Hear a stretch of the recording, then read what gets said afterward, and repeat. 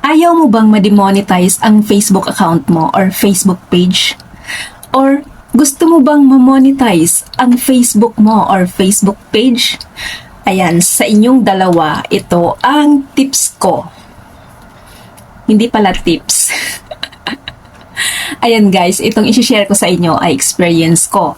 Kung ayaw nyong ma-demonetize ang inyong account, lalo na kung ito ay monetize na, ito ay pakinggan nyo. Panoorin mo ang video na to kasi para makaiwas ka na ngayon pa lang. Lalo na kung ikaw ay mahilig makipag-follow to follow. Alam nyo ba, hindi naman ako against sa pakikipag-follow to follow kasi galing din ako dyan. Pero, ito ang dapat nyong ingatan. Dapat nyong iwasan sa pakikipag-follow to follow.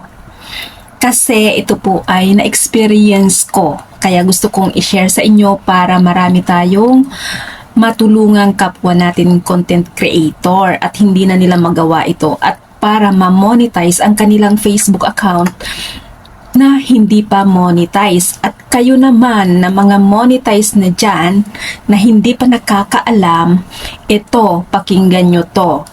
Kung ayaw nyong ma-demonetize ang account nyo or magkaroon kayo ng R kay Mami M, ito, pakinggan nyo to kasi experience ko to. Una, kung kayo ay mahilig makipag-follow to follow, ingatan nyo ang word na to na wag nyo nang i-comment pa, wag nyo i-comment pa. Alam kong ito ang palaging ginagamit natin kapag tayo ay nakikipag-follow to follow. Ayan guys, wag nyong gagamitin yan kasi kung ayaw nyong magka-R or ayaw nyong ma-demonetize ang inyong mga Facebook account kung kayo ay monetize na. At kung kayo naman ay hindi pa monetize, kung gusto nyong ma-monetize, wag kayong mag-comment ng ganyan kapag nakikipag-follow to follow kayo. Ayan, sinasabi ko yan kasi ayaw kong mangyari sa inyo yan kasi experience ko na po yan. Ito yung pangalawa. Ayan, kahit pa yan angkop sa video. Yan, word na yan, wag nyong gagamitin yan.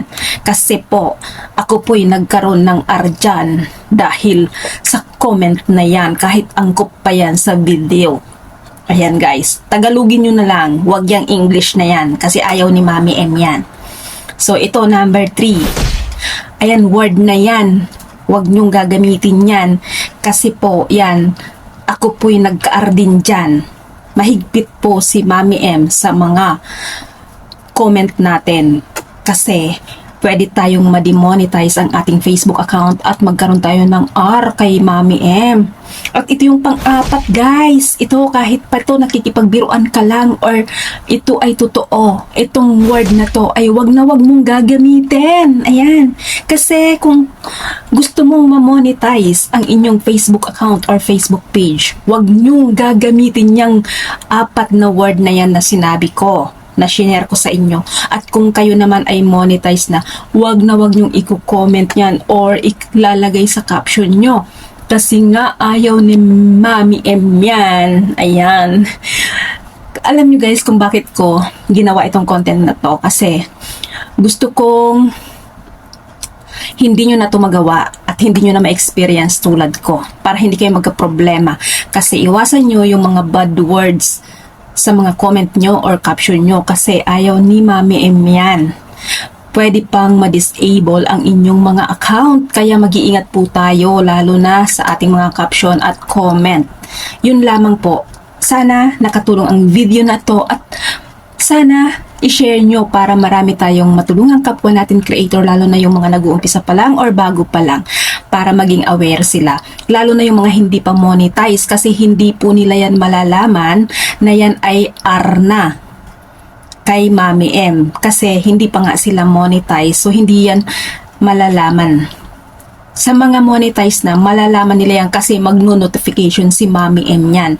Pwedeng disable, pwedeng demonetize, or pwedeng R lang. Swerte mo kung R lang, pero kung demonetize, patay. Red lahat yan. Kaya ayan, mag-iingat po tayo. Thank you, I hope it helps.